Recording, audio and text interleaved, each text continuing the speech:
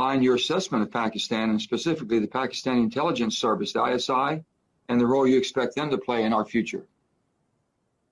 Pakistan has played an important role in Afghanistan, and they have supported the Afghan peace process. Pakistan, as you know, also has allowed us to have overflight and access to be able to support our military presence in Afghanistan. We will continue our conversations with Pakistan because their support and their contribution to the future of Afghanistan, the future peace in Afghanistan is going to be critical. अस्सलाम वालेकुम जी, मेरा नाम आमिर बिलाल है। नाजरीन, आपने खबरों में सुना होगा और वीडियो भी अभी मैंने आपको दिखाई, वो देख लेंगे और आपको अंदाज़ा हो जाएगा कि असल में सूरत हाल क्या है, जिसके ऊपर पाकिस्तान के अंदर काफ़ी ज़्यादा ले दे हो रही है। और सूरत हाल अफ़गानिस्तान से रिलेटेड है। अमेरिका इनखला कर रहा है और निकलने के लिए, और उसके बाद निकलने के बाद भी खित्ते में वो रहना चाहता है। अब आज की वीडियो में हम बात करेंगे कि एक ब्रीफिंग दी गई है अमेरिका के अंदर, और उस ब्रीफिंग में कहा गया है कि पाकिस्तान ने अमेरिका को फ़ज़ाई और ज़मीनी रास्ते मुहैया कर दिए हैं। पाकिस्तान की तरफ से ऐसा कोई ऐलान नहीं किया गया, अगरचे उसके बाद एक दो बयानात आए हैं जिसमें इसकी तस्हीह करने की कोशिश की गई। वो बयानात क्या हैं वो भी आपके सामने रखूँगा। असल में क्या ब्रीफिंग थी वो वीडियो में आपने देखी, उसको मैं एक्सप्लेन भी कर देता हूँ। और उसके बाद फिर कुछ पॉसिबिलिटीज़ की बात करते हैं, बल्कि पहले इन पॉसिबिलिटीज़ की बात कर लेते हैं कि अमेरिका के पास इस खित्ते से, अफ़गानिस्तान से इनखला करने के बाद इस खित्ते में रहने के कौन कौन से ऑप्शन हैं और किन किन ऑप्शन को वो इस्तेमाल कर सकता है, या ऐसे कह लें कि रीसेंट जो डेवलपमेंट हुई है इसके पिराई में अगर देखा जाए तो कौन कौन से ऑप्शन वो यूज़ करने जा रहा है, जिसके ऊपर वो फैसला कर चुका है। यकम मई तक अमेरिका ने अफगानिस्तान से इनखला करना था, ऐसा डोनाल्ड ट्रंप की जानिब से अफगान पीस प्रोसेस जो कि पाकिस्तान ने उसको मेक श्योर किया, उसको पॉसिबल बनाया, उसमें ये दावा किया था और साथ में एक प्रॉमिस भी किया था, वादा भी किया था। लेकिन हुआ यह कि डोनाल्ड ट्रंप चले गए, जो बाइडन आ गए, और जो बाइडन जब आए तो उन्होंने कहा जी भाई, हमने जो डेडलाइन हमारी तय हुई थी उसके मुताबिक तो हम यहाँ से नहीं निकलने जा रहे। अब यह है कि 6-7 माह हमें और वक्त दिया जाए। अब इसके ऊपर कुछ ज़्यादा ही वो कह लें कि तरतीब बनाने की कोशिश करें। उन्होंने कहा जी 20 साल 9/11 को होने वाले हैं इस सितंबर में, सितंबर 11 को, यानी कि 9/11 को 2021 में 20 साल जो है मुकम्मल हो जाएंगे। तो तब तक 9/11 तक हम तमाम जो है अपनी फ़ौजें यहाँ से निकाल लेंगे, और उसके ऊपर विड्रा शुरू भी कर दिया गया है। अब यहाँ पर अमेरिका ये चाहता है कि, जो कि अमेरिका के मुताबिक, अमेरिका का जो एक बयानिया है, जो अमेरिका इसके ऊपर स्टेटमेंट भी जारी कर चुका है, उसमें उन्होंने कहा कि हम यहाँ से निकल कर मेक श्योर करेंगे कि दोबारा उस तरह की अलकायदा जैसी तंजीमें दोबारा से सर ना उठाएं और दहशत गर्दों के हाथ में अफगानिस्तान ना चला जाए। ये एक अलग डिबेट है कि यहाँ पर दहशत गर्दी ही फैलाई है अमेरिका ने, आकर पूरा खित्ता जो है उसको जंग में झोंक दिया। लेकिन बहरहाल ये अमेरिका का मौक़िफ़ है। अब जारी बात है, अफगानिस्तान से इनखला कर लेगा तो या फिर हमसाया ममालिक हैं वहाँ पर वो रुकेगा।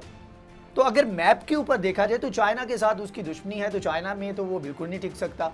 उसके अलावा आज़रबाईजान है, ऊपर अगर देखा जाए तुर्कमानिस्तान है, ये रशिया वाली साइड पे 2 मुल्क लगते हैं। ये 2 ऑप्शन बेहतर हो सकते थे, और ये इससे पहले आज़रबाईजान में मिलिट्री बेसिस जो है अमेरिका की रह चुकी है। लेकिन अब मसला ये हुआ है कि पहली बात तो यह है कि आज़रबाईजान और दीगर जो ममालिक हैं, हमसाया ममालिक, वो लगते हैं अफगानिस्तान के साथ, उनकी जानिब से सीधा सीधा जवाब दिया गया है। और उसकी रीज़न ये है कि रिसेंट ईयर में आज़रबाईजान और दीगर इलाकों के अंदर रशिया ने बहुत ज़्यादा इन्वेस्टमेंट की है। तो रशिया कभी नहीं चाहेगा कि उसका गर्म पानियों की जानिब जो जाने वाला रास्ता है उसको ब्लॉक अमेरिका यहाँ पर बैठ के कर दे, क्योंकि CPEC का वो हिस्सा बनना चाहता है, पाकिस्तान के अंदर वो इन्वेस्टमेंट कर रहा है। तो उसका मकसद बेसिकली यही है कि वो गर्म पानियों तक रसाई हासिल कर ले। तो ये 2 ऑप्शन थे, ये भी ख़त्म हो गए। उसके बाद अगर इस तरफ आप आएँ तो वहाँ पर ईरान लगता है। ईरान के साथ जो मामलात हैं अमेरिका के, उसमें तो सवाल ही पैदा नहीं होता कि ईरान कभी भी इवन कि अपने फ़ौजी अड्डे के अपनी एयर स्पेस भी इस्तेमाल करने देगा अमेरिका को। तो ये ऑप्शन भी चला गया। उसके बाद पाकिस्तान आता है। पाकिस्तान के अंदर फ़ौजी अड्डे रह चुके हैं। पाकिस्तान के अंदर से बलूचिस्तान के कुछ इलाकों से ये ड्रोन अटैक करते रहे हैं वहां पर, इवन के बेसिस यहां पर मौजूद हैं। पाकिस्तान ने इनकार कर दिया। पाकिस्तान ने कहा कि पाकिस्तान के अंदर हालात खराब हुए, तो पाकिस्तान ने कहा कि भाई नो मोर, हम आपको मजीद जो है वो अड्डे नहीं दे सकते। तो यहां से उन्होंने अपने अड्डे जो है वो वहां से खत्म कर दिए। अब पाकिस्तान के साथ पाकिस्तान की रिसेंट टाइम्स में बहुत ज्यादा पॉलिसी जो है अमेरिका की तरफ चेंज हुई है। पाकिस्तान चाइना ब्लॉक का सबसे बड़ा हमायती और बहुत बड़ा प्लेयर है।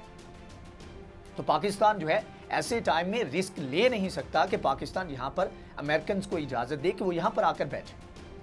अब दूसरा, अगर हमारे हमसाए भारत की बात की जाए तो भारत जो है इस वक्त बहुत क्लोज है अमेरिका के। तो सबसे सूटेबल ऑप्शन जो बनता है वो ये है कि अमेरिका जो है वो अपनी बेसिस बनाए भारत के अंदर। अब भारत के अंदर कौन सी जगह सबसे ज्यादा सूटेबल है?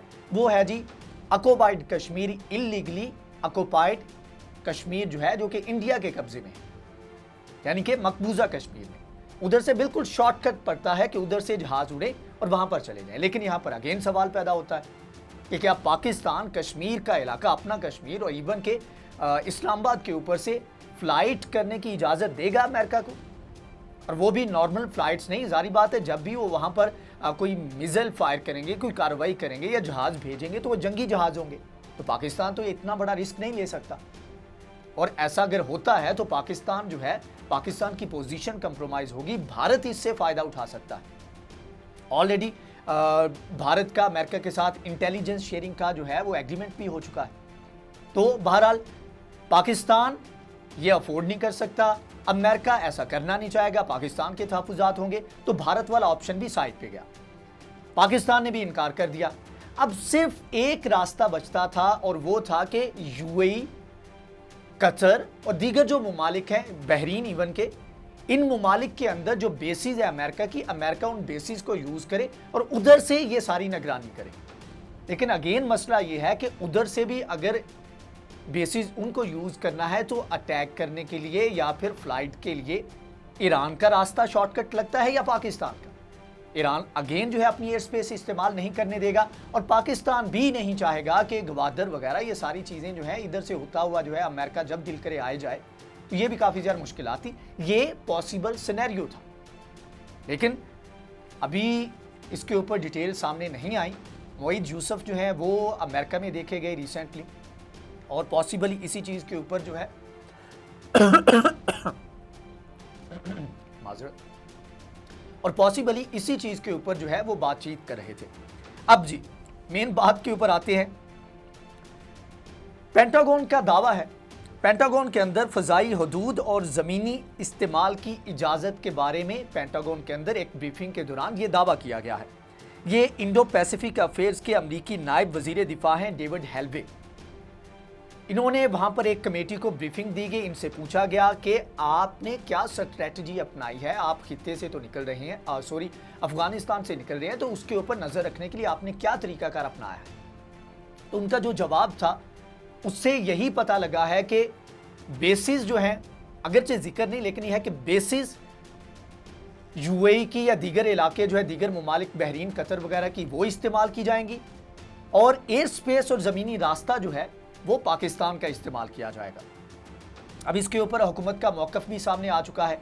उसमें उन्होंने कहा है कि जी ये कोई नया एग्रीमेंट नहीं किया गया, क्योंकि 2001 के अंदर जब अमेरिका यहाँ पर आया था तो तब से ये एग्रीमेंट मौजूद है फ़ज़ाई और ज़मीनी रास्तों के इस्तेमाल का। लेकिन यहाँ पर यह तरदीद की गई है पाकिस्तान गवर्नमेंट की जानिब से कि कोई फ़ौजी अड्डा अमेरिका पाकिस्तान के अंदर नहीं बना रहा। तो इसका सीधा सा जवाब और इसका यह है कि लुब्बेल बाब ये निकलता है कि फ़ौजी अड्डे जो हैं वो दीगर मशरिक़ वस्ता के ये ममालिक जो हैं उनके इस्तेमाल किए जाएंगे, वहाँ से अड्डों को इस्तेमाल किया जाएगा, वहाँ से फ़्लाइट किया जाएगा और पाकिस्तान की एयर स्पेस जो है इस्तेमाल करके ये तमाम तर सूरत हाल को देखा जाएगा।